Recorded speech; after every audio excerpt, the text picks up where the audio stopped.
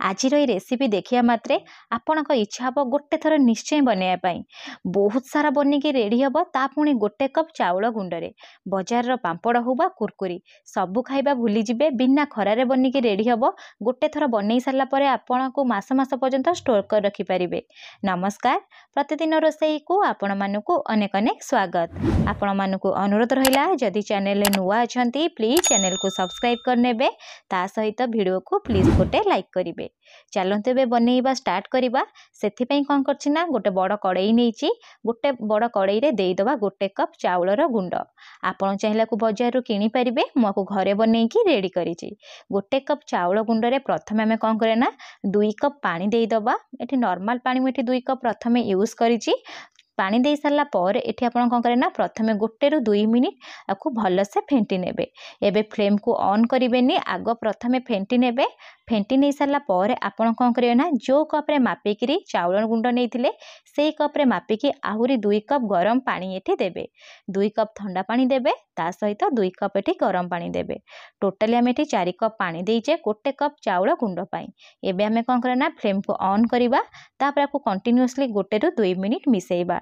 जेहेतु एठी हम चाउल गुंड रे बनाउचे चाउल गुंड कोन होय ना गेटा पड़ी जाय थाए। जदि आपण को न मिसेबे तळु पूरा एम्ति लागि जिवो और गेटा हे जिवो। प्रथम एम्ति टे गेटा हे जिवो। आपण जम्मा भी टेंशन नेबेनी, कंटीन्यूअसली एई परी गोळेइबे। देखि पारुथिबे 5 मिनिट पर देखंतु केते बढ़िया से मोटा हे आसिलानी। एम्ति पूरा बहलिया हे आसीबो आ रिबन शेप रो ही पड़िबो। एबे हमें कोन करे ना आधा चामच देई दबा कला जीरा, ता सहित आधा चामच मुठी देई दोची जुआणी। आपण कला जीरा बदले नॉर्मल जीरा जो अछि ताकू मध्य देई परिबे। आपण जति चाहिबे याकू सबु को मध्य स्किप करि परिबे। जुआणी आ कला जीरा देई सारला परे एबे हमें कोन करे ना आकू जस्ट टिके मिसेई नबा। फ्लेम को लो ही रखिबे, हाई करिवेनी।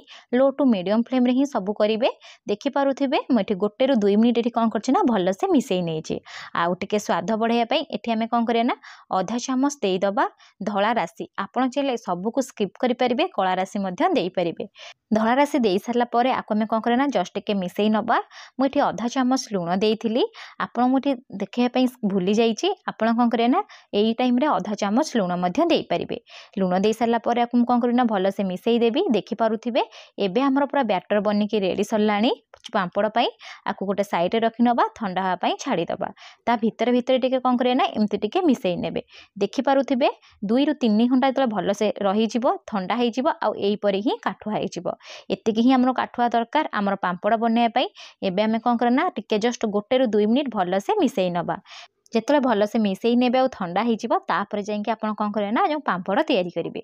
सेथि पई मु एठी कोन करछि ना गोटे पॉलिथिन नेइछि। पॉलिथिन को कोन करे ना भल से एपरि तेल मारि देबे टिके नाको, जा फल रे आपण को पांपड़ कोन होबा ना भल से छाड़ी जिवो। आपण चाहिले बिना तेल रे मध्ये को बनै की रेडी करि परिबे। मु जस्ट हाथ रे टिके तेल नेकी एपरि ग्रेस कर नेइछि। ग्रेस कर सारला पर एठी आपण पांपड़ बनै पई मु एठी कोन करछि ना गोटे जरीर व्यवहार करिछि। आपण जले जो लूण पैकेट आसे लूण पैकेट मध्ये नै परिबे, नले चीनी रो पैकेट मध्ये नै परिबे। नले आपण पाखे जदि छांच थिबो छांच मध्ये एठी व्यवहार करि परिबे। तापर हमें कोन करे ना सब बैटर को देई दबा। बैटर को देई सारला परे गोटे पट को एई परी धरिबा।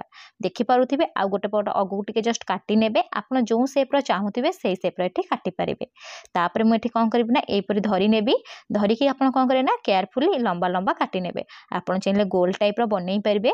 जदि आपण को एटा पूरा कष्ट लागुची आपण कोन करे ना जो बॉडी बनांती बॉडी टाइप रो मध्ये छोट छोट बनै परिबे, किंतु सुखिया पई टिके अधिका समय लागिबो। देखि पारुथिबे मु एई परी लंबा लंबा बनै नउची। आपण बेसी पतला करिवेनी। जदि बेसी पतला करिवे ना सुखी गला परे आहुरी मध्ये पतला हे जिवो। जदि मोटा करिवे सुखिया पई अधिका समय लागिबो।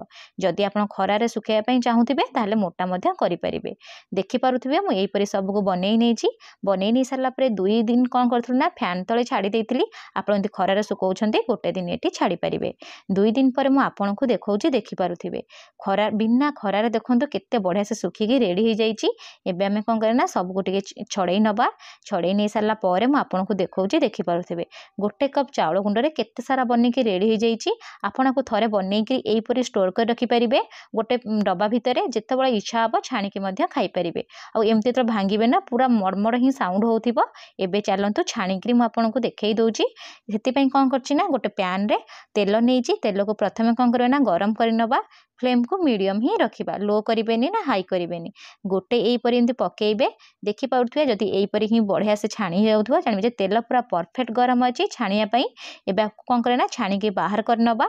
चलंतु एबे छाणीबा, एइपरि केयरफुली ही देबे नले हाथु कोन होय ना तेल छिटकी थाए। जदि आपण लंबा लंबा बनेइ छंती ताले मझिरु 2 खंड करि नेबे, 2 खंड करि के मध्य देई परिबे।